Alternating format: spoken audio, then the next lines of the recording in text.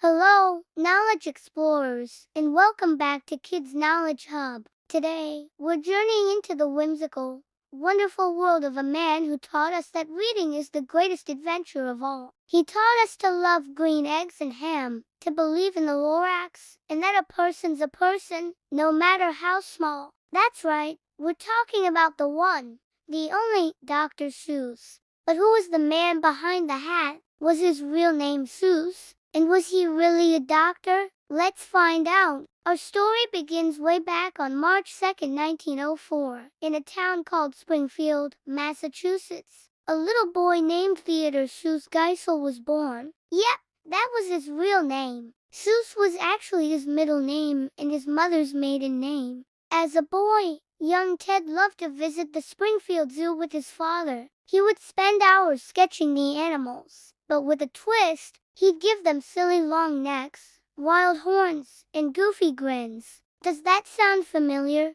These quirky animal drawings were the very first sparks of the incredible creatures we'd later meet in his books. But he didn't start out writing for kids. After finishing college, Ted went to England to study at Oxford University. It was there he met his future wife, Helen Palmer. She saw his funny doodles and told him, "Ted, you were born to draw." So, he left university and became a cartoonist for magazines and advertising. He drew ads for everything from bug spray to motor oil, always with his signature, zany style. Can you imagine a Dr. Seuss ad for bug spray? It was probably hilarious. So, how did he go from drawing ads to writing some of the most famous children's books of all time? Well, it happened by accident. One evening, while on a long sea voyage, the rhythmic chugging of the ship's engine got stuck in his head. Chug, chug, chug, chug. The sound turned into words, and the words turned into a rhyme. By the time the ship docked,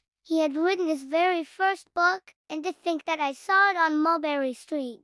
But getting it published was a huge challenge. Believe it or not, 27 different publishers rejected his book. They said it was too different, too strange. Ted felt so discouraged he was ready to give up and burn the manuscript. But on his way home, he bumped into an old friend from college who had just become a children's book editor. His friend loved the story and decided to publish it. And just like that, the world was introduced to the magic of Dr. Seuss. A world of imagination was saved from a fireplace, all thanks to a chance meeting on a city street. But the story of his most famous book, The Cat in the Hat, is even more incredible. Back in the 1950s, people were worried that children's reading books were too boring. You know the ones, "See Jane Run, Run, Jane, Run." A publisher challenged Dr. Seuss to write a book that was exciting and fun. But he had a major rule. He could only use a small list of about 225 simple words. Dr. Seuss stared at that list for months. He couldn't find a story. He was about to give up when he scanned the list one last time and saw two words that rhymed, cat and hat. And bam, an idea exploded in his mind. A tall, mischievous cat in a red and white striped hat, crashing a boring, rainy day. The Cat in the Hat was born, and it changed children's reading forever. It proved that learning to read didn't have to be dull. It could be a wild, fun-filled romp. After that, Dr. Seuss created a whole universe of unforgettable characters. We met Horton the elephant, who heard a who, the grumpy Grinch, whose heart grew 3 sizes, and Sam I Am, who just really wanted his friend to try green eggs and ham. Each story was more than just silly rhymes. They were lessons about kindness, being true to yourself, protecting our planet, and being open to new things. He wasn't just teaching us how to read, he was teaching us how to be good people. Now, for that other big question, was he a real doctor? The answer is no. He added the doctor to his name as a joke. His father had always wanted him to be a doctor, so adding doctor to his pen name was his funny way of fulfilling that wish. And in 1956, his old college, Dartmouth, gave him an honorary doctorate degree.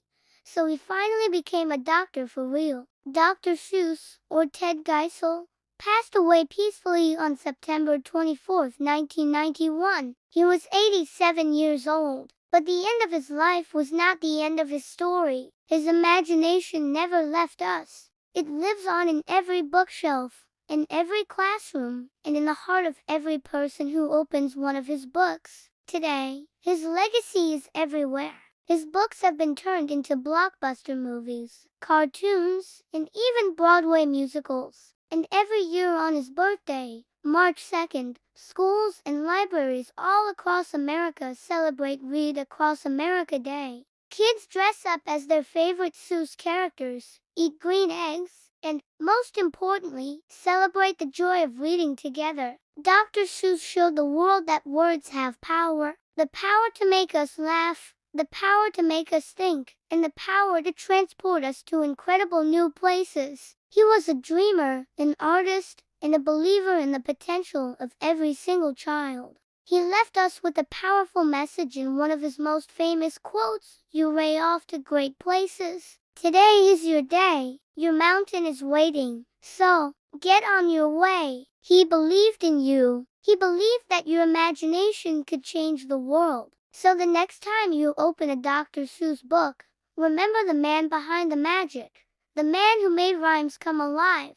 Thank you for joining us on this amazing journey into the life of Dr. Seuss. If you had fun and learned something new, don't forget to hit that like button, share this video with a friend, and subscribe to Kids Knowledge Hub for more incredible stories. Stay curious, and we'll see you next time as we dive right into one of his most famous tales, The Cat in the Hat. Bye for now.